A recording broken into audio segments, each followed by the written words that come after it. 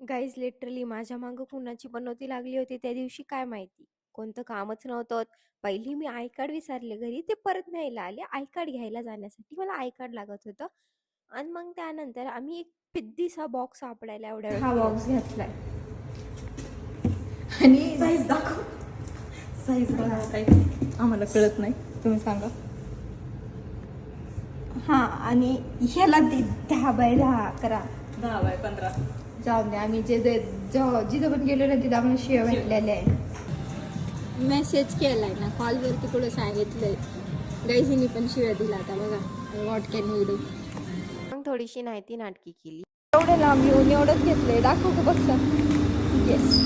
And then we reach our destination and this girls was थोडासा late. आणि बाई हे सनफ्लावर बघा किती जास्त प्रिटी दिसतात. And this is me. You must have forgotten me ना, कारण की मी एक वीक नाही ब्लॉग टाकले तर तुम्ही विसरले. आणि हे माझे गिफ्ट्स होते आणि मी बिंग एक्सप्रेशनलेस गर्ल काहीच रिॲक्शन नाही दिलं. But I like your gift.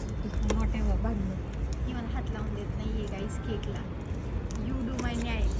You do my by the way तुम्ही तुमच्या बर्थडेचा केक खोललं तर मला काही वाटत नाही लाज वगैरे. म्हणजे आम्ही खोललं पाहिजे ते तुम्ही आम्ही का बोलला करताय? पाहिजे. And this was Siddhika gift. त्याच्यामध्ये फोटोज होते आमचे आणि छोटासा कोट होता. अँड मग सगळं असेंबल करून फोटो काढत बसलो because we are girls. Girls need to take photo. Happy birthday to me. Happy birthday Siddhi.